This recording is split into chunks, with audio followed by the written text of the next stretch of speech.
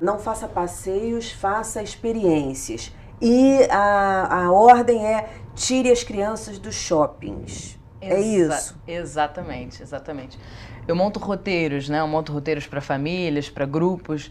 E a ideia é sempre pegar a essência daquele grupo, pegar a essência daquela criança ou aquele grupo de crianças, né? O que é a experiência e não o passeio? A experiência, como a Andréia estava dizendo antes, é que a gente pode criar motivos para que aquele passeio aconteça. Vamos supor, um piquenique, por exemplo. Quando você vai fazer um piquenique, existe uma semana antes do piquenique, existe aquela expectativa da criança. Normalmente é no fim de semana, porque o pai está trabalhando. Então, para criar aquele piquenique, por que não ter um tecido e pintar aquele tecido que vai ser a toalha que vai ser do piquenique? Por que não levar a decoração, pegar a revista e recortar e fazer uma decoração para aquele piquenique, né? Criar os seus... Né? É o que você está falando. Mais importante é o que antecede o passeio, exatamente. Né? Às vezes a gente pode programar um passeio em 6 meses e esse passeio dura 2 horas. Exatamente, exatamente. Então, a ideia é trazer essa experiência, né? Então, a gente pode trazer essa experiência de várias formas. Tirar do shopping. Por quê? Os pais reclamam sempre, né? Estamos sem dinheiro nas férias, né? Sempre assim, né? Quando procuram para fazer um roteiro, tenta abaixar o custo, sempre. Tenta abaixar o custo. A gente quer ter uma experiência, mas sem esse custo elevado. E aí eles colocam as crianças no shopping? Shopping é consumo. Então você não tem dinheiro, vai levar as crianças pro shopping? Acho que tem alguma coisa errada aí, né? Então, assim, tirar do shopping. Eu quero levar ao cinema. Aqui no Rio de Janeiro, por exemplo, ainda temos cinemas de rua. Sim, temos cinemas de rua. Então, às vezes, aquela atividade tem que ser maçante durante 8, 10 horas num shopping. Você pode diminuir entre 2 horas num cinema, em vez de ir para um fast food, você vai e estende com uma caminhada numa praia, e assim faz 4 horas de passeio, né? Que vai ser aquela experiência super legal. A criança vai voltar para casa ainda com energia, boa para dormir também, e não fica aquela coisa maçante durante 12 horas dentro de um shopping. Numa cidade como Rio de Janeiro. Eu acho que os pais às vezes esquecem que o olhar da criança é muito especial. É um olhar de quem é curioso, de quem se deslumbra com tudo. Então, às vezes, para a criança ela andar de metrô é uma novidade, é uma coisa super diferente. Isso. Então, eu já fiz passeio com meus filhos de meios de transporte. E aí eles andaram de ônibus, de metrô, pegamos a barca, fomos até Niterói, voltamos. Era o passeio, conhecer os meios de transporte. André, isso é experiência, André. Isso é experiência. Isso é experiência. Vamos para Paquetá, passa num lugar onde só tem bicicleta. Mas Paquetá, gente, é um lugar tão... Né? E esses passeios são mais baratos? Não, para eles é muita novidade, é uma coisa muito diferente. Então, é um pouco... resgatar essa possibilidade, claro. Né? A visão da criança é muito parecida com a visão do turista que nunca foi num lugar, né? É isso então, mesmo. Quando a gente viaja, pode ser que quando a gente chega em Paris, o parisiense vai virar e falar, você vai na Torre Eiffel, mas por que Torre Eiffel? Porque é aquilo que eu vejo todo dia. Ou o Cristo Redentor, que a gente passa o tempo todo.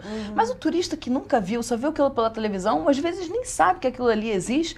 Quando olha, aquilo é grandioso. É muito mais do que o trivial. Para a criança também é assim. Então, andar de metrô, esse exemplo é perfeito. Andar de metrô pode ser uma experiência. Maravilha. Pode ser um programa. E com essa reflexão, a gente vai para um breve intervalo e você não desgruda, porque são apenas alguns segundos, a gente volta já já. Você sabe o que fazer com as crianças e com os adolescentes durante o período de férias? Então fique ligado, pois nós estamos discutindo exatamente isso e este é o segundo bloco do Educação. Sabrina, passeio em dia de sol para criança, dicas aí. Bom, eu falei antes do piquenique, né? Vou continuar no piquenique. Onde fazer esse piquenique? Então, trazendo um pouco aqui para o centro, para a Zona Sul. A gente tem o Aterro do Flamengo, que muitas pessoas, né, acham que aquilo tá ali todo domingo. Sim, tá todo domingo. E a criança pode amar todo domingo o Aterro do Flamengo. Temos o Mirante do Pasmado, em Botafogo. Temos o Museu Chácara do Céu, em Santa Teresa, por exemplo, que é um lugar que pouquíssimas pessoas conhecem. E tem um jardim lindo.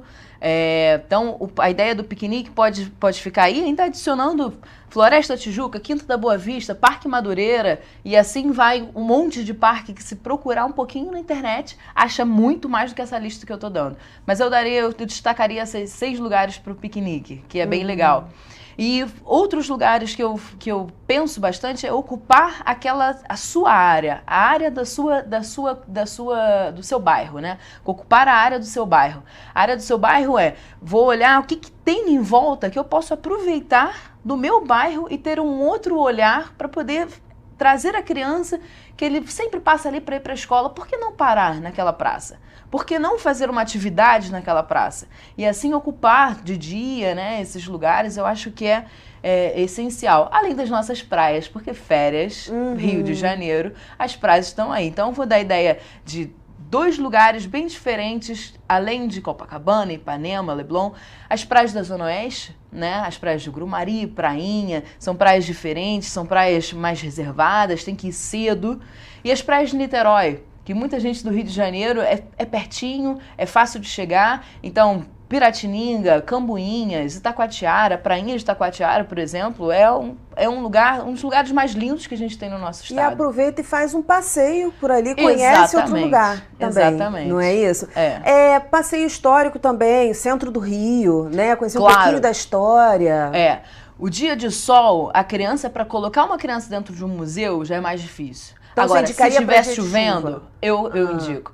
Por exemplo, a Casa Daros, né, que é um centro cultural. A Casa Daros, ela tem atividade para as crianças nos feriados e nos sábados e domingos. Então, fim de semana e feriados, leva para Casa Daros. Pode ser atividade com bebê. Eles têm atividades com bebê, não só com criança mais velha, né, de 4, 5 anos. Tem de 7 a 8. E tem alguns outros cinemas que levam essa parte histórica a sério, né? Então, assim, o Estação Botafogo, o Itaú Cinemas, entra e procura um pouquinho, porque nas férias eles têm várias atividades. Então, tá chovendo? Leva a criança para a parte cultural. É uma ótima... O Museu de Arte Naif, em Laranjeiras, também tinha uma proposta para bebês muito interessante, muito bacana.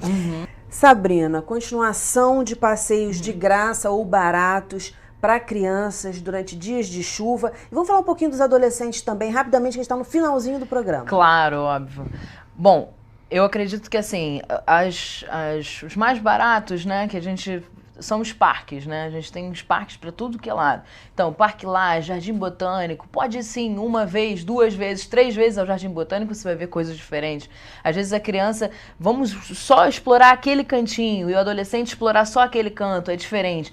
Floresta da Tijuca, trazer a natureza sempre para a criança durante as férias é muito interessante, porque é o lugar que a gente menos visita durante o ano, que é a natureza. E adolescente, para dar dica? Todas essas trilhas da cidade, todas elas podem ser feitas por adolescentes, né? A partir de 13, 14 anos, dependendo da altura, já pode ir a várias trilhas, sempre acompanhado, sempre com guia de turismo, ecoturismo, né? Ok, muitíssimo obrigada pela participação de todos aqui.